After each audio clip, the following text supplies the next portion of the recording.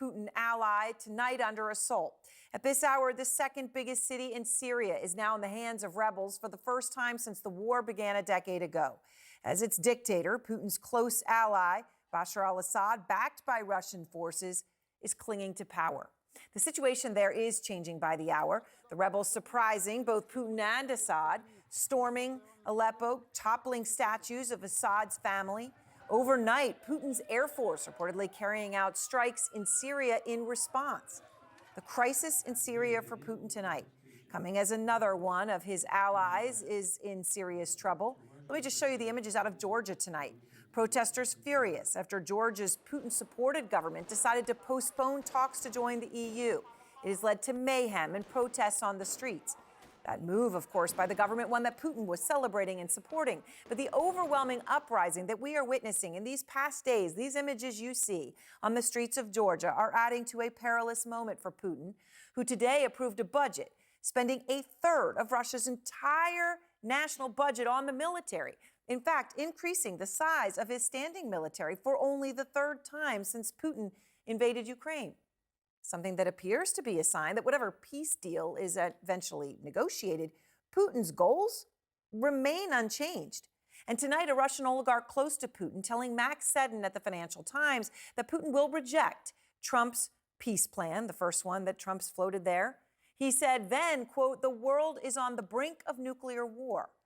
That oligarch saying that, also adding a specific warning to Trump, saying that if Trump does not stop U.S. backing for Ukraine, quote, "there will be a radiation zone nobody will ever go into in our lifetime, and the war will be over." Threatening Trump with nuclear war if he doesn't stop supporting Ukraine, something that Putin's state media is betting Trump will do, thanks to his cabinet choices so far. According to journalist Julia Davis, the host of one popular Russian state television program, saying overnight, quote, "What an excellent team is coming along with Trump, not with respect to Ukraine, but as far as everything else goes, if they're allowed to get in, they will quickly dismantle America brick by brick.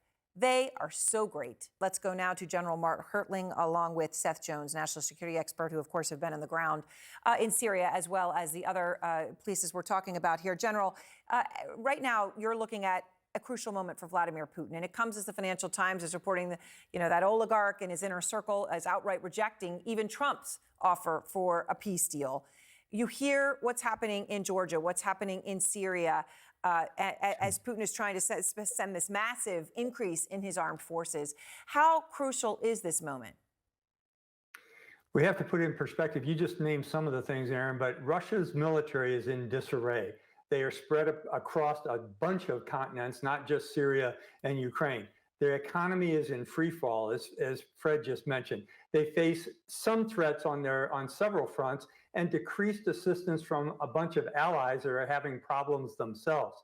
So we're seeing, as calm as Putin is and as his spokesman may appear to be, they don't have reason to feel very good about what's going on. They're facing dynamics on every single one of their fronts, which could cause increasing problems.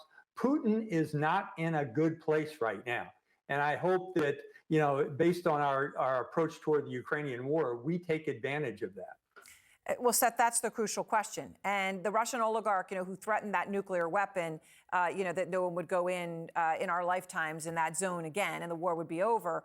He also added, after rejecting what they say is Trump's potential peace deal, that Zelensky needed to be removed from power, that Trump needed to do that if Trump wanted to end the war.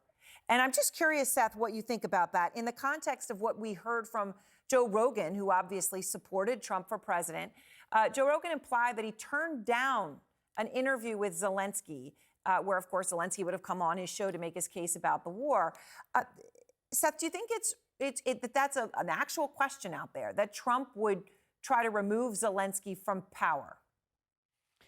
Well, Aaron, I was in Ukraine somewhat recently. I don't think there's any indication that the Ukrainians want Zelensky to step down. I don't think there's any interest from Zelensky to step down.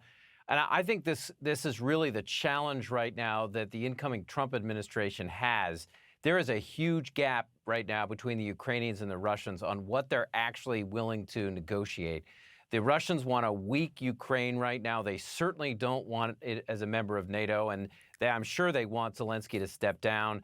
And the Ukrainians want the opposite, which is they want to build up their conventional weapons. They want to be a member of NATO, and they want to keep a strong government led by Zelensky in. This is why it's going to be difficult, I think, to get a ceasefire negotiation in place. Yeah. And I should point out the Biden administration tonight signing a $775 million additional supplemental package for Ukraine. Obviously, in the scheme of the money that's gone in, it's de minimis, but it's still important. It's a signal they want to get in as much as they can prior to a change in administration. General, I am curious about the impact here of what is happening in Syria, right? As you point out, Putin's air force was crucial in Assad maintaining power, but now Aleppo has fallen for the first time since the civil war began. A war where Bashar al-Assad had been out on public stage, right, at international meetings, sort of back. I don't want to say business as usual, but this sort of seemed to stun not just Putin but Assad. How much of this do you think stems from Putin being overextended? I think all of it does, Aaron. And one of the things we have to mention is we're watching the attacks in Aleppo and Hamas and seeing the kind of tactical action on the ground. We also have to remember that Vladimir Putin loves Syria, and he only loves it for one reason. He has a major naval base at Tartus. He has a major Air Force base at a place called Khamenei, and both of those bases give him access to the Mediterranean.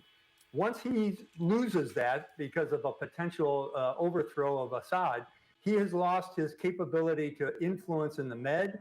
He has somewhat lost his influence in the Black Sea based on the war with Ukraine, and his naval bases in the Baltics at Kaliningrad are also threatened. So you're seeing Putin really being tossed into a corner.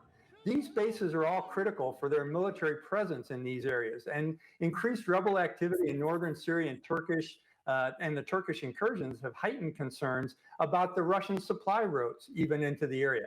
Assad is saying Russia is bombing in the area and they're helping counter the rebels.